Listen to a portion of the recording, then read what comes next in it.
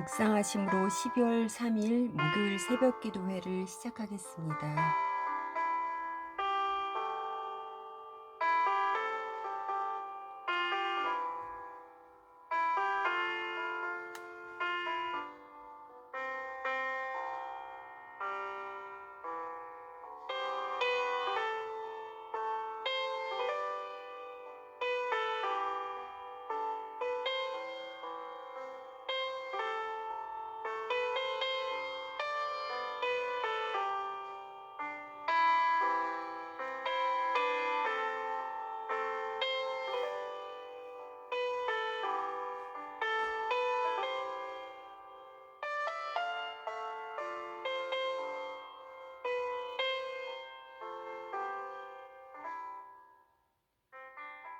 오늘 우리에게 주시는 하나님의 말씀은 역대하 25장 1절에서 13절 말씀입니다. 아마샤가 왕위에 오를 때에 나이가 25세라. 예루살렘에서 29년 동안 다스리니라. 그의 어머님의 이름은 여호앗단이요 예루살렘 사람이더라. 아마샤가 여호와께 보시기에 정직하게 행하기는 하였으나 온전한 마음으로 행하지 아니하였더라.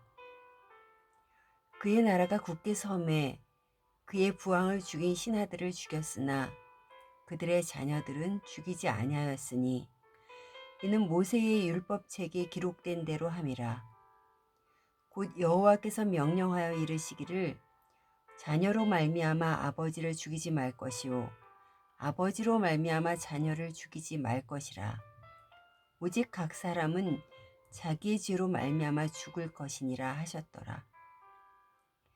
아마샤가 유다 사람들을 모으고 그 여러 족속을 따라 천부장들과 백부장들을 세우되 유다와 베냐민을 함께 그리하고 20세 이상으로 계수하여 창과 방패를 잡고 능히 전쟁에 나갈 만한 자 30만 명을 얻고 또 은 100달란트로 이스라엘 나라에서 큰 용사 10만 명을 고용하였더니 어떤 하나님의 사람이 아마샤에게 나와서 이르되 왕이여 이스라엘 군대를 왕과 함께 가게 하지 마옵소서.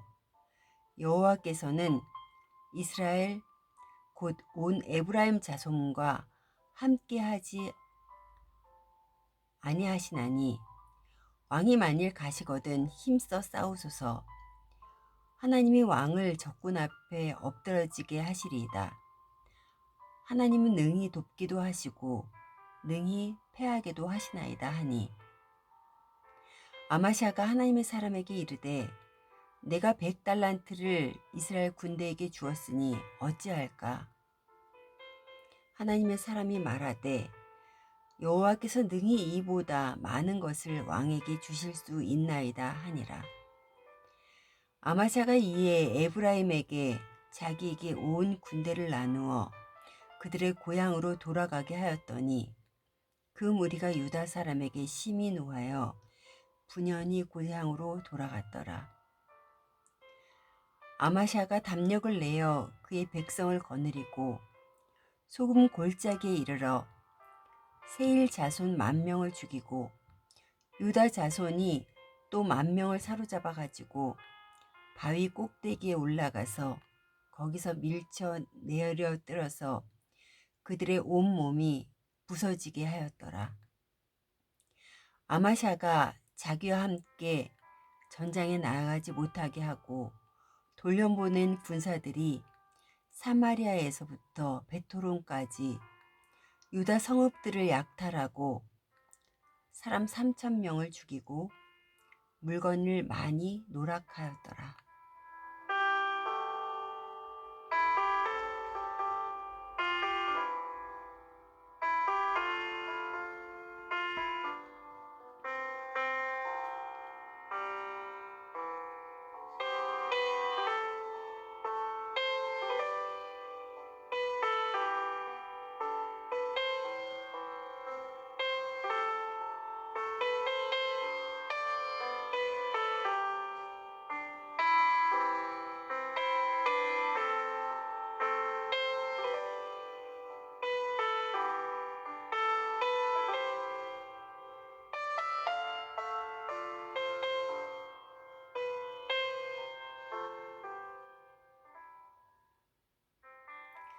오늘은 수능일입니다.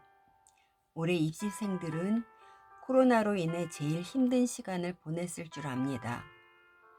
생명샘교회의 고3 학생들을 위하여 기도합니다. 안준영, 신동혁, 최세인, 이혜우, 전혜은. 이들이 하나님 안에서 꿈꾸는 사람들이 되기를 기도합니다. 특별히 오늘 시험을 보는 안준영, 신동혁, 최세인 학생을 위해서 기도합니다. 하나님, 좋은 컨디션과 함께 지혜를 더하여 주시기를 원합니다. 그리고 수능에 관계된 많은 학생들과 교사들을 코로나로부터 보호해 주시기를 원합니다. 잠시 한 목소리로 기도하겠습니다.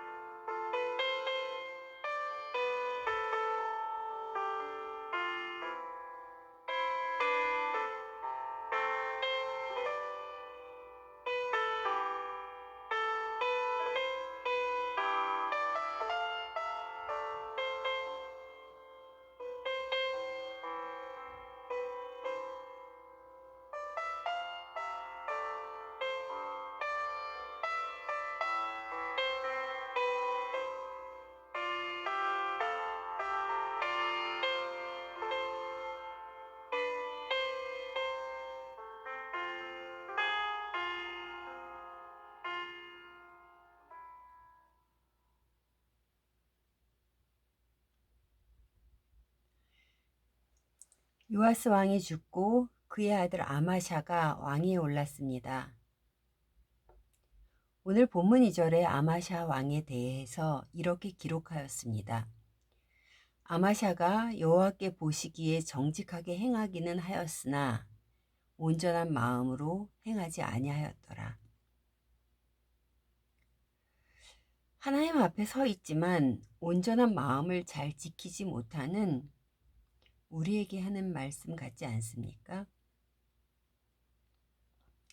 아마샤는 그의 나라가 굳게 섰을 때 그의 아버지 요아스를 죽인 신하들을 처형합니다. 요아스 왕이 아람 시리아와의 전쟁에서 부상을 입고 침상에 누웠을 때 신하들에 의해서 죽임을 당했기 때문입니다. 이 일을 3, 4절이 이렇게 기록합니다. 그의 나라가 굳게 섬에 그의 부왕을 죽인 신하들을 죽였으나 그들의 자녀들은 죽이지 아니하였으니 이는 모세의 율법책에 기록된 대로 함이라. 곧 여호와께서 명령하여 이르시기를 자녀로 말미암아 아버지를 죽이지 말 것이요 아버지로 말미암아 자녀를 죽이지 말 것이라. 오직 각 사람은 자기의 죄로 말미암아 죽을 것이니라 하셨더라. 이 날을 위해 아마샤는 나라가 굳게 설 때까지 기다렸을 것입니다. 그의 마음은 자녀들까지도 죽이고 싶었을지 모릅니다. 그러나 그는 모세의 율법책에 기록된 대로 행했습니다. 그는 자신의 마음, 복수심에 사로잡히기보다 하나님 말씀에 사로잡혔던 것입니다. 나아가 굳게 서서 그들의 죄로 처단하는 날을 기다리기까지 그에게 하나님의 말씀은 자신의 감정을 억제할 수 있게 하였습니다.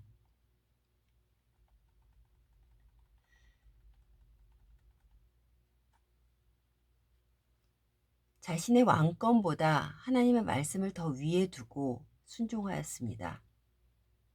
하나님의 말씀은 우리의 삶의 행동의 방향을 잡아줍니다. 때때로 우리는 감정에 앞서서 삶의 행동을 할 때가 있지 않습니까? 우리가 쓸 수 있는 힘으로 또 우리의 생각대로 삶의 행동을 할 때가 있지 않습니까? 어떤 상황에서라도 하나님의 말씀이 삶의 행동의 기준이 되도록 말씀을 되새기고 또 되새겨야 하겠습니다. 그럴 때 바르게 판단하고 행동할 수 있기 때문입니다.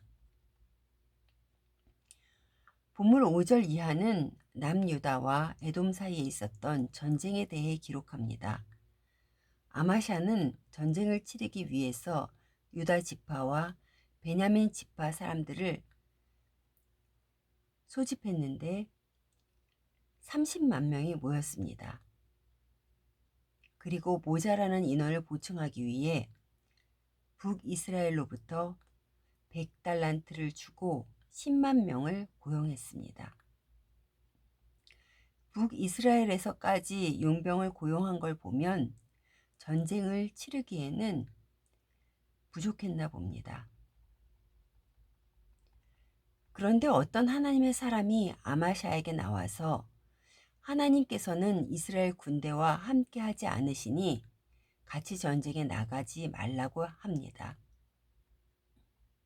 만약 전쟁을 한다면 하나님께서는 패하게 하신다는 것입니다. 하나님은 능히 돕기도 하시고 능히 패하게도 하신다고 선포합니다. 하나님을 의지하지 않으면 자기 생각대로 행동하게 됩니다. 전쟁은 하나님께 속한 것이라 다윗 왕처럼 하나님께 전쟁의 여부에 대해 묻는 것이 우선입니다. 그런데 보여지는 약함을 채우려고 애쓰는 모습, 하나님을 멀리한 사람들과 힘을 합하려는 모습, 아마스 왕의 모습이 우리에게도 보이지 않습니까? 아마샤는 하나님의 사람이 전하는 말이 맞다고 생각하면서도 100달란트를 이미 북이스라엘 용병에게 준 것을 생각합니다. 왕은 어찌하면 좋겠냐고 합니다. 이에 하나님의 사람은 이렇게 말합니다. 여호와께서 능히 이보다도 많은 것을 왕에게 주실 수 있나이다. 비록 적은 수의 군인이라 할지라도 함께 하시는 하나님을 믿으라는 것입니다. 아마샤 왕은 이 말에 순종하여 10만의 이스라엘 용병을 돌려보냈습니다. 그 결과 하나님께서는 그 전쟁을 승리로 이끄셨습니다.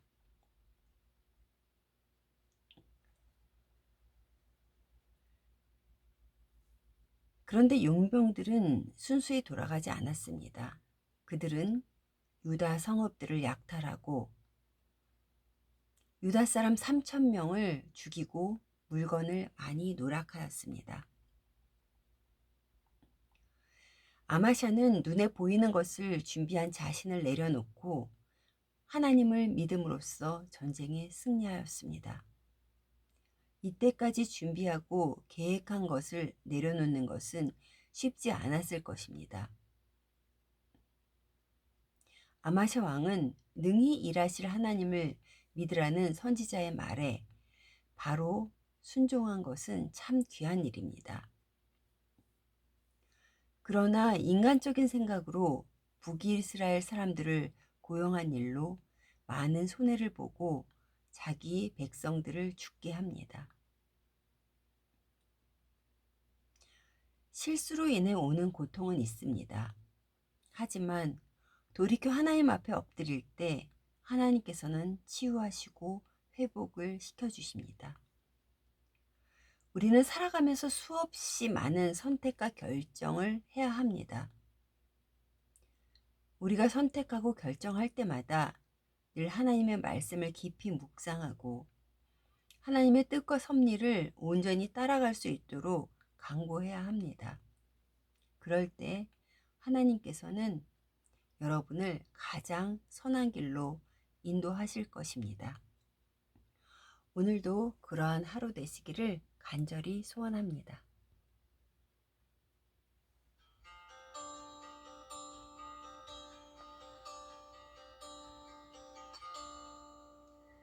내가 너와 항상 함께 있단다.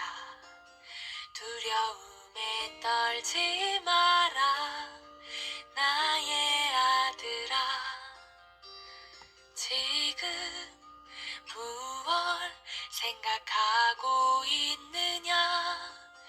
지친 너의 맘을 내가 안다.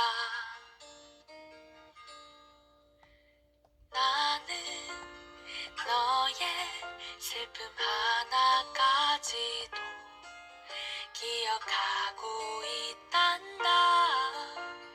내게 기대라. 내가 너를 향하여 서 있단다. 나를 바라보라 내 아들아. 임마누엘 나와 함께 하시는 임마누엘 날 사랑하시는 임마누엘 우리와 함께 하시는 나의 주 임마누엘.